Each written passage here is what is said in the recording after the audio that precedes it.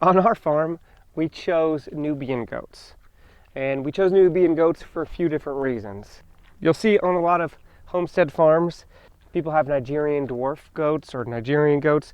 And it's because their milk, it's very good in taste. It almost tastes like melted ice cream. But they don't give you the quantity amount, maybe half a cup, if that, per day, per goat, which is significantly lower than what you could get from a Nubian goat. Sky, at her peak lactation, she could give me 1.5 gallons a day, that's super high. This goat, as they get later in their lactation cycle, before you breed them again, they'll start dropping a lot, which is the same with other goats. So you'll just get more milk for their whole lactation cycle. But that's not to say that a Nubian's milk is bad to the taste at all. Goat's milk does not taste like goat's milk from the store. Goat's milk from the store is disgusting. I will never have it.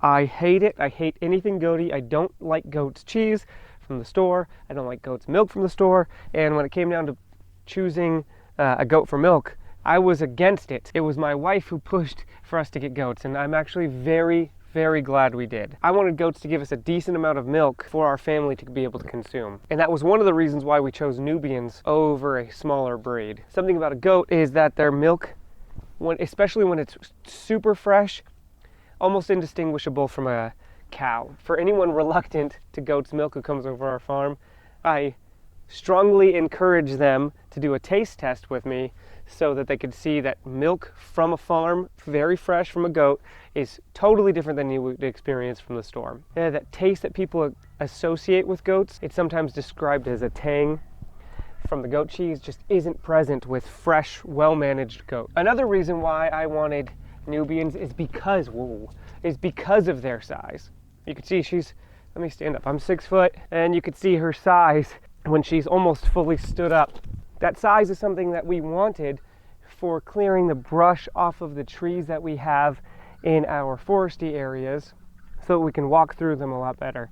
A smaller goat obviously won't reach as high, so the Nubians just tend to be able to clean brush higher up in the tree areas. And that's something that was very valuable to us. And not that this point matters to us very much, but Nubians tend to be more tolerant to a wider array of climates, being able to handle the cold and the heat a lot better than some other breeds of goat. Here in Tennessee, we do get a range of pretty warm summers and pretty cold winters. So the hardiness when it comes to the breed is a pretty big deal. Although tons of people around here have Nigerians and they do just fine.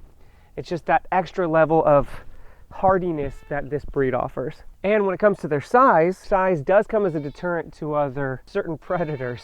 It gives them that extra level of protection to be able to hopefully fight off or ward off a coyote before the dogs get involved, because we have dogs to protect them. So just in case the dogs weren't here or something, it gives them a little bit extra time to go through that. They actually do scare my dogs. My big Great Pyrenees are actually pretty scared of them. Anytime they rear their heads up and threaten bumping them, the big dogs are very, very skittish of them.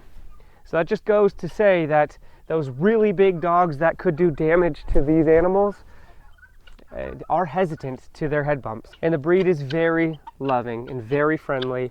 And although they're big in size, they're very gentle and tame with children and any new guest.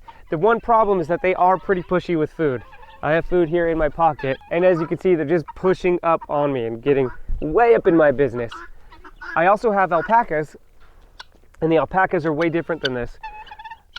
They won't get all up into your face like one of these goats do. If this behavior is too much for you or your family, it might not be the best if you can't handle a bigger animal. I never dealt with an animal as big as this big goat before getting her, and it was a little bit more intimidating because she was very powerful. She didn't have as much physical contact with her previous owner, so when it came to coming to me and that switch between the previous owner and myself, she was very weary of me and she did not like me very much. So I had to build a bond and a relationship with her, and before that happened, I had to guide her somewhere.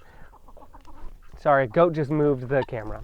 I had to guide her somewhere by holding her collar, and she whipped around and ran and threw me It was then that I really understood the power that can come from these goats, because they're very strong. They're very strong. But she's been really the most skittish goat that I've ever come in contact with. She's just not as super trustworthy with individuals she doesn't know.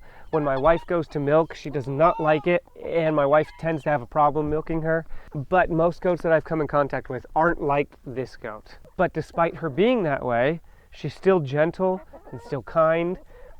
She gives cues to what she doesn't want. She's still able to not kick and fight anybody who's trying to handle her. And this is something we're not into, but a Nubian is a dual purpose breed, so you can raise them for meat if that's something you're into. I've never eaten goat's meat. I don't think I intend to eating goat's meat, but it is something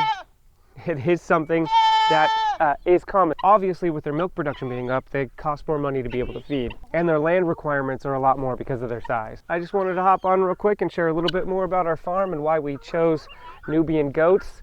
I have a video that documents our experience with our first births here on the farm when it came to the goats, and one of the struggles I had with one of the mom goats not feeding her babies, and what we did to fix that. How we went from a mom not feeding her babies to having no problems at all. I never had to bottle feed those babies once. And you can check that video out in the end card.